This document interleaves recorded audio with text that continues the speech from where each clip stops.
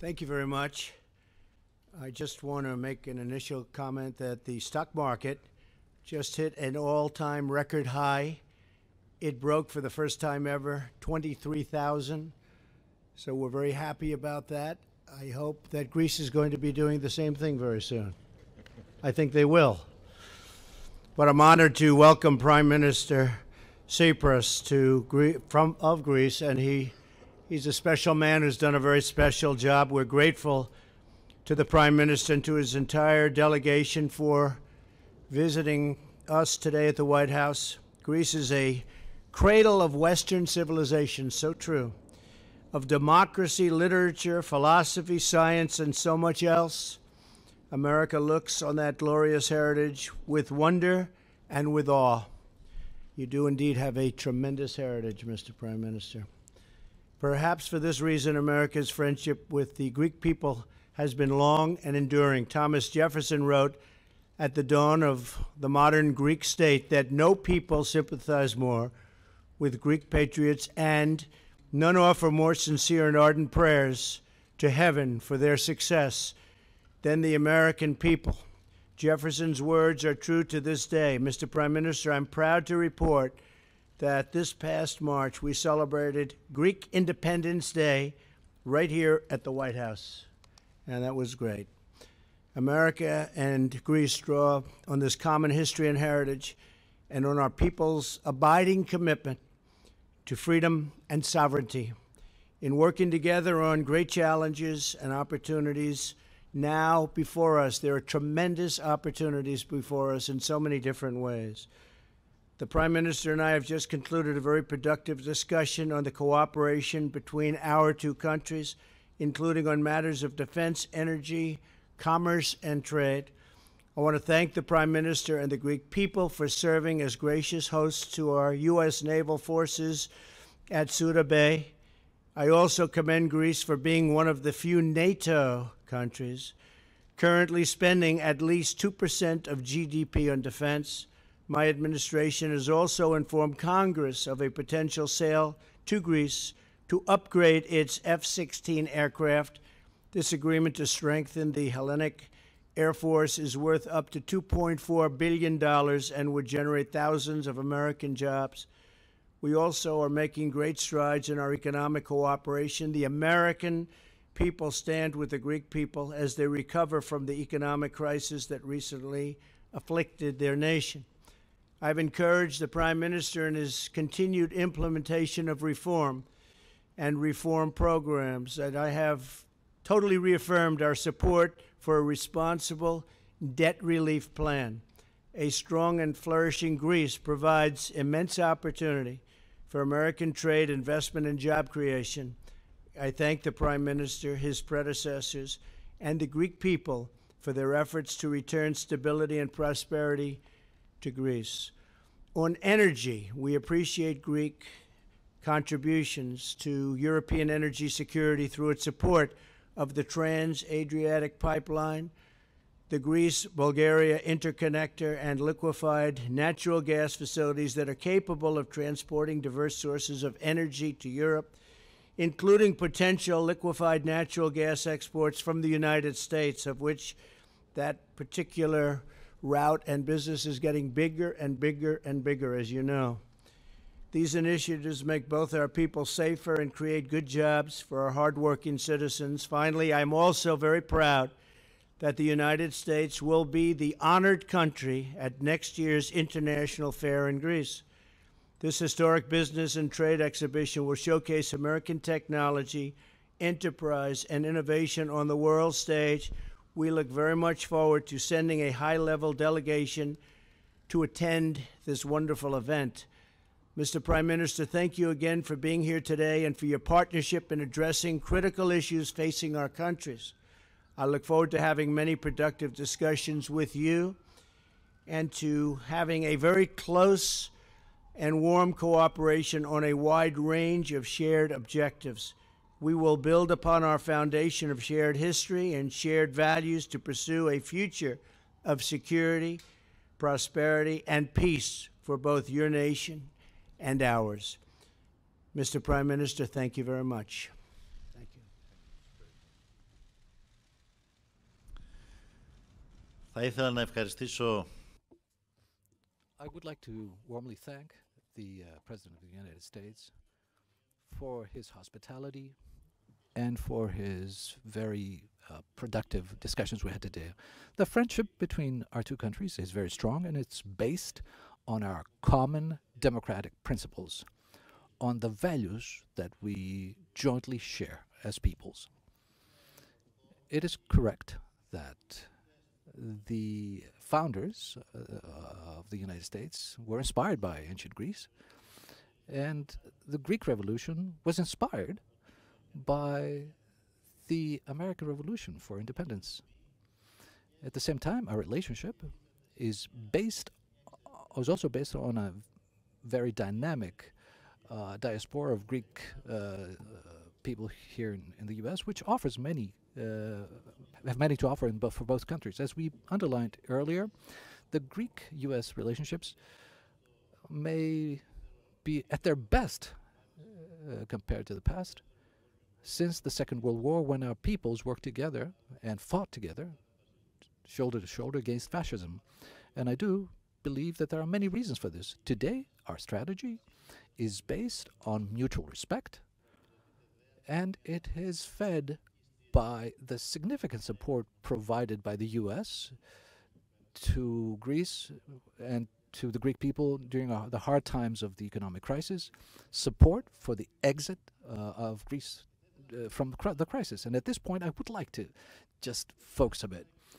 Greece today fulfills three basic objectives which do not only relate to Greece, but I would say that are of special significance at an international level. First, it is dynamically coming out of a crisis, noting wonderful growth rates, and it's beginning to attract investments and increase its exports, as we see as well from the Greek-U.S. balance of trade. It's leaving behind not only a crisis, but it's leaving behind the economic model that led to the crisis. Second, Greece today is the most significant pillar of security and cooperation in one of the most important, but at the same time unstable, sensitive areas of the planet. A country with a dynamic, multidimensional foreign policy, a country which is a reliable partner and ally of the United States, which fulfills its NATO obligations, and it is in close cooperation in the defense sector with the United States. It's a country which maintains the dialogue with Turkey despite the difficulties that we face and the challenges, but knowing the very important European course of Turkey. It's a country also that promotes cooperation in the Middle East and the Balkans, which contribute to the security and the growth of the area. And third, Greece, being already pretty strong in maritime and tourism, is gradually becoming a significant crossroads for transportation and energy.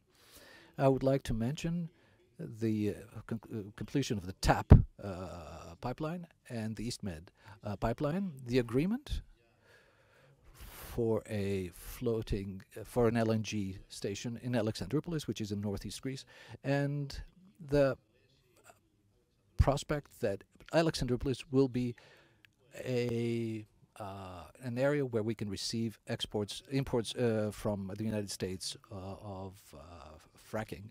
And I would like to mention our ports from Athens and Thessaloniki, and the promotion of strong and fast rail connections with the rest of the Balkans. And in this context, it's very clear that our strategic cooperation with the United States is becoming more important than ever.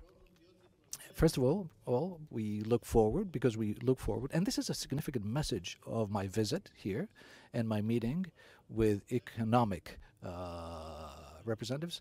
We look forward to attracting U.S. investments and the more substantial support of the U.S. in our effort to exit this horrible crisis.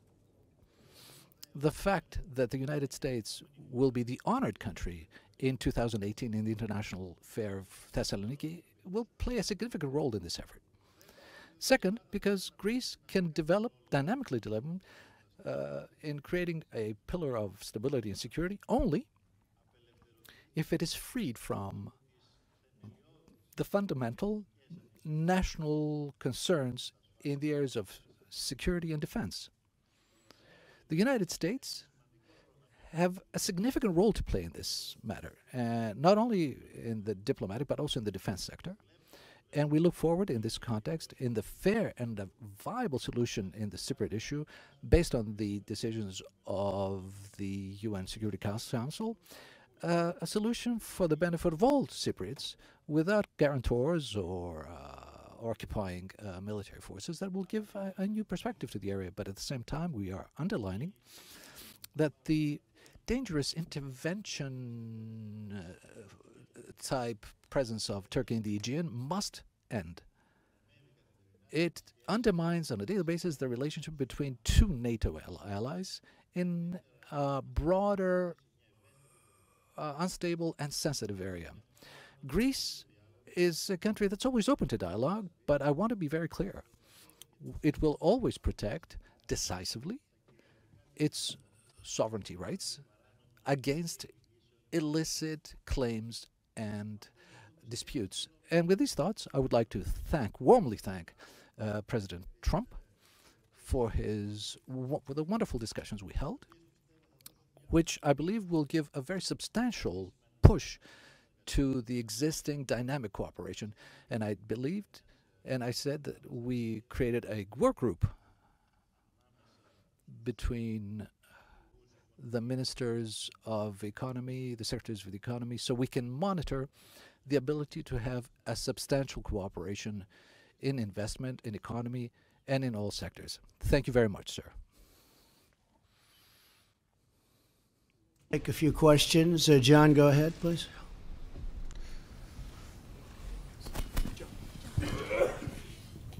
Thank you, Mr. President. Good to see you out in the Rose Garden again. Thank you. We Nice seem to do place. this on occasion. It's a nice place. I have a question for the Prime Minister in a moment, if I could. But first, sir, you said just a short time ago that Obamacare is virtually dead.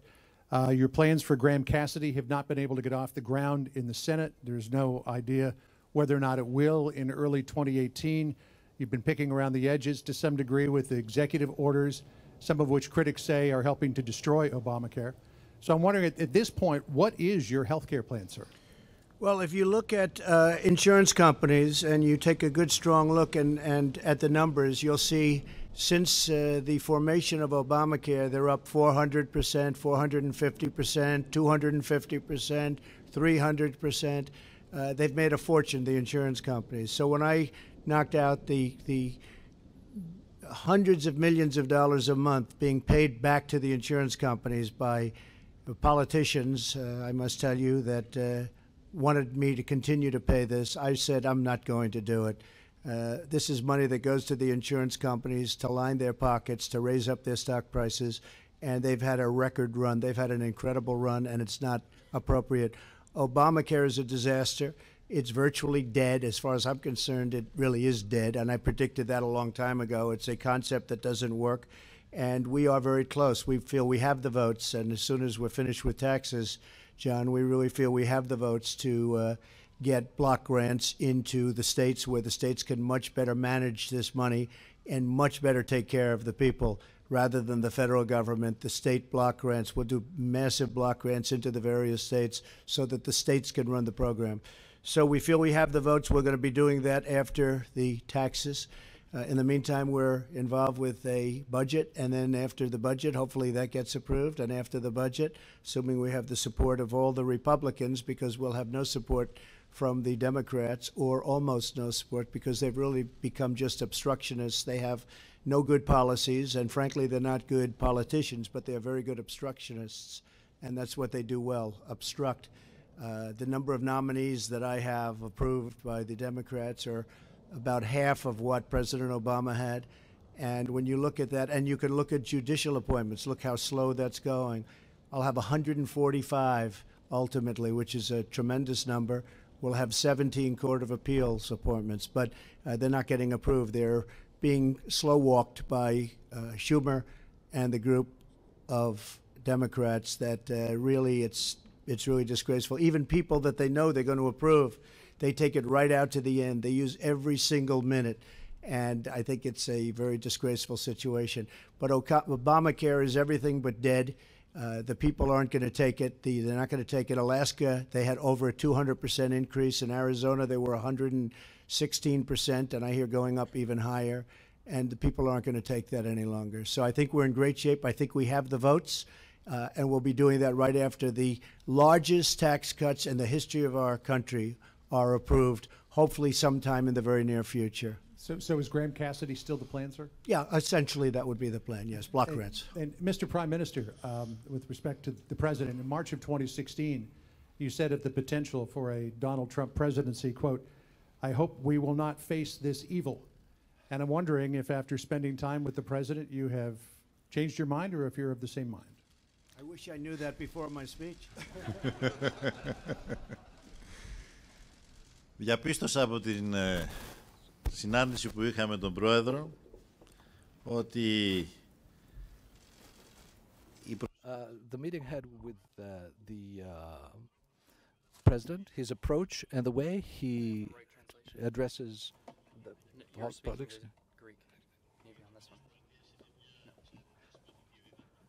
The U.S. is a very strong power, and their ability to intervene for good are very, very important.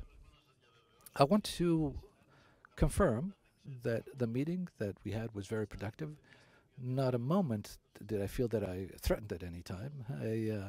I saw that there is a very fertile outlook here in order to set aside any differences we may have to find the common ground which is really important for the relationship between our two peoples that are traditional and historical, and for our common objectives. We need common values. We have common values, excuse me. Don't forget that the value of democracy and freedom was born in Greece. And it's one of the basic values that traverses American culture and American tradition. The president today of the U.S.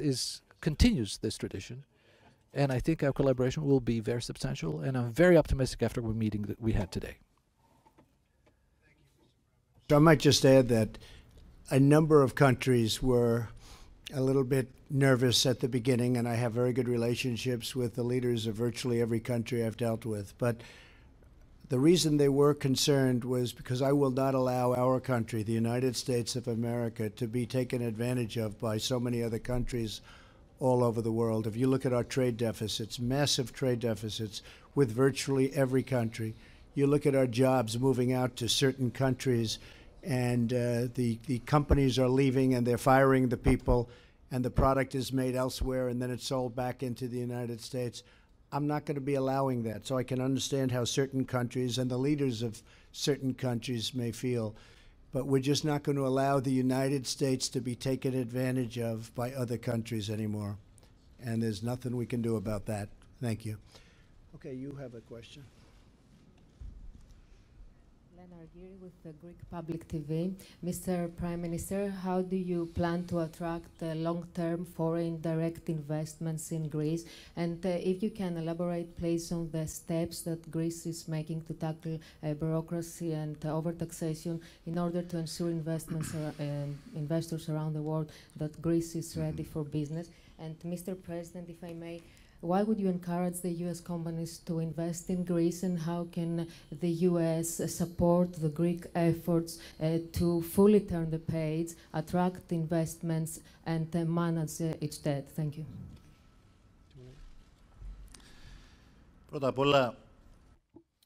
First of all, one thing is to intervene legislatively to attract investment, and it's different to work on a daily basis to implement these intentions in a stable environment. We opted to conflict with the basic illnesses of Greek public administration, and to create a friendly environment for foreign investment, because this is our investment, our priority today. Investment, it means jobs, jobs means less unemployment, and it means return of young people that have left Greece, educated Greeks that have left Greece to go to other countries, to come back to Greece. So what did we do? We passed a law in Parliament that provides a stable tax environment, a fixed tax rate for 12 years for investments of high value. We simplified the procedures to provide licenses to investments. We introduced the fast track process for strategic investments. And we also made significant change to hit and combat bureaucracy through digitization of procedures, administrative procedures in public administration, and our vision is to have a digital public administration, but that we really want to make it practice. I personally have created a task force in the Prime Minister office for investments, so we can see whether laws are being implemented, whether there is effectiveness, and we are sending out a strong signal of political will to promote these projects. The President asked me earlier what's happening with the Hellenicon, with the old airport, where years ago he himself, as a businessman in the past, was interested in it, and he saw himself the weaknesses and the illnesses of Greek public administration. I informed him it's moving on, it's moving along, and very soon we will see this area being formed to a very, very large real estate project in Greece, which will be, we're hoping that'll be an attraction for other investments from abroad. I'd like to also say that Greece, for the first time, from the last country, is the first country in absorbing European funds, investment capital from European structural funds. So we find ourselves at a turning point, a point where investments can provide the ability to exit finally the crisis. And the message I want to pass on to U.S. investors, that Greece is not just a tourist attraction, the best baby in the world, but it's also an investment attraction, an investment destination as well. That we have a great confidence in Greece. I think it's a land of tremendous potential. I know many people are looking to invest in Greece. A lot of the problems are behind it. They've had some very good leadership. They've really done they've made a lot of difficult decisions. We are helping, as you know, with a massive renovation of their Air Force and also of airplanes generally going to Greece. They're looking at buying additional planes from Boeing, and we are helping, we're very much involved with Greece and with helping Greece get back on its feet. We have a tremendous Greek population in this country, people whose heritage is Greece, and we love that country, special country, one of the most beautiful countries in the world, and so I think it's got great potential, and we are helping it along. Okay. Jennifer, you want to go? Thank you, Mr. President. Sure. I have a question for both of you, but let me start with you, Mr. President.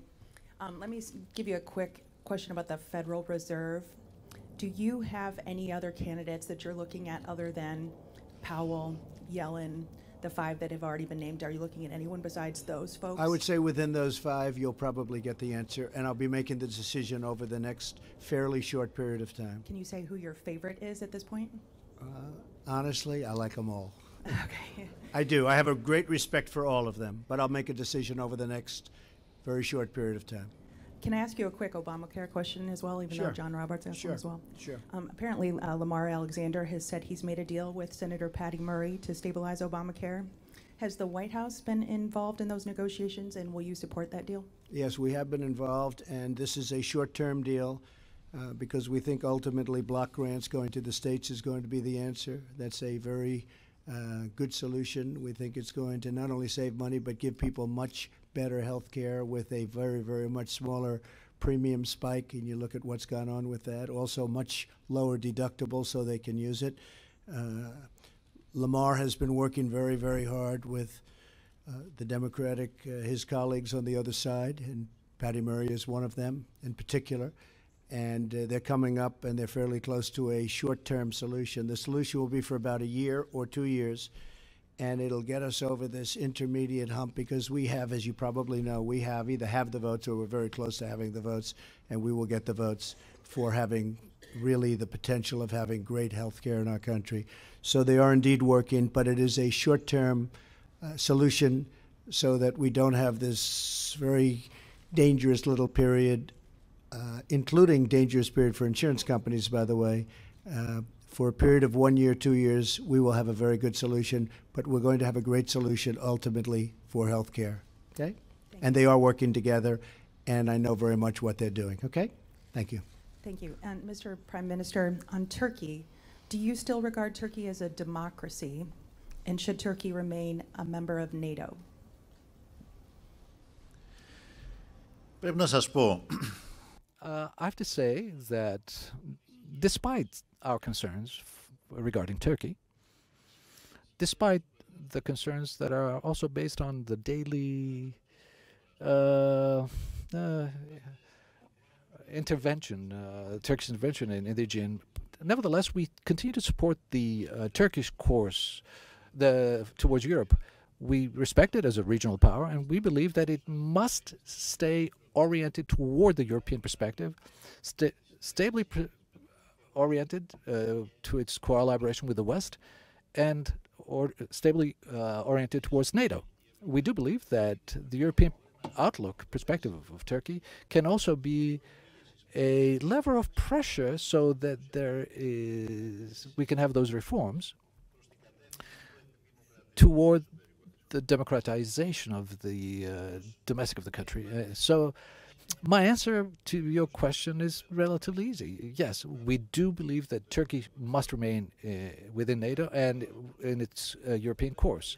But on the other side, we have to ensure, and we must make it clear to this ally of ours and to its government, that the road to Europe and the stay and the collaboration with the West carries with it certain conditions and certain responsibilities. And one of the most necessary conditions is to respect international law, to collaborate, and not promote tension with ally countries such as Greece. This is our basic direction. And I do believe I had the opportunity to go in detail on this matter with President Trump, to explaining the need for the fulfillment of these conditions so that there are clear messages also toward the Turkish administration. Yeah. Thank you. Mr. Prime Minister, how do you, as Greeks, like to hear about the geostrategic importance of Greece in the region? What is your government planning to do to enhance this role and for the benefit of the bilateral relationship? And for specifically in Suda Bay, are there any plans you have for it? And Mr. President, you praised Greece's role in NATO with the contribution and in Suda Bay. Amid the volatile region of the Eastern Mediterranean, what do you see as the potential of Greece being as a pillar of stability in the region? And what would the U.S. like to see happening in order for Greece to achieve this potential? Thank you. Well, I'll just start by saying that I think it has a great role in stability in the area.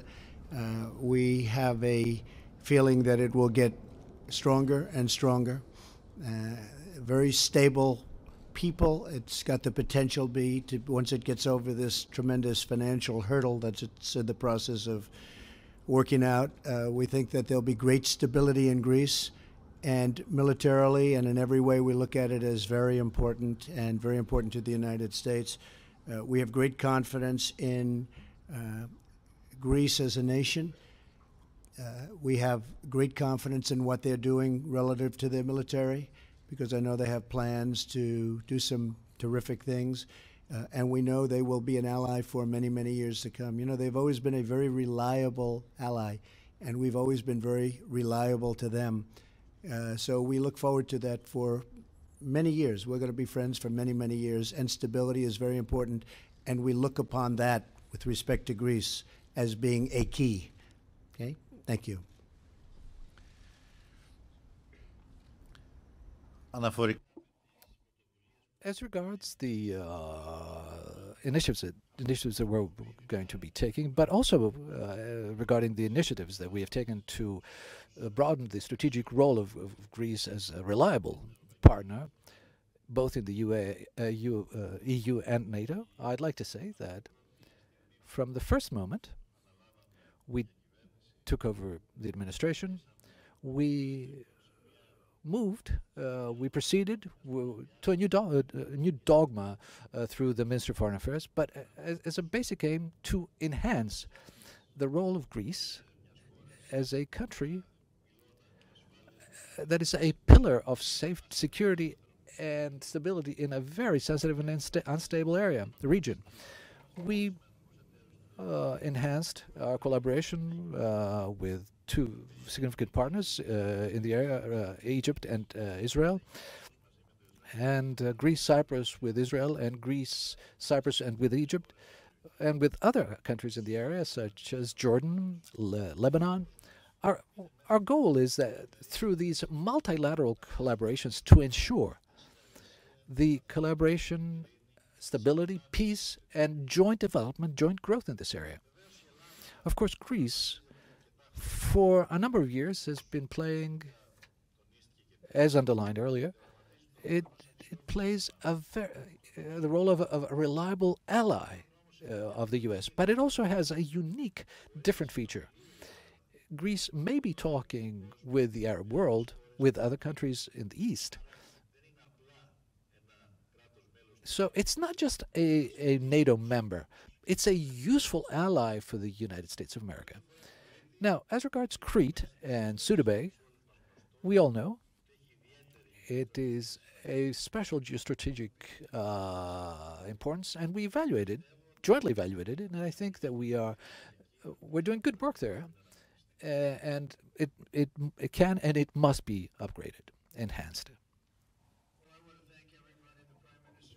Here, and he said, "This is so beautiful." I said, "This is the Rose Garden," and I think even the media likes the Rose Garden. That's hard to believe, but even the media likes it. Mr. Prime Minister, it's been a great honor having you, and we look forward to many, many years of friendship, working together, and keep up the good work. Thank you very much. Thank you very much.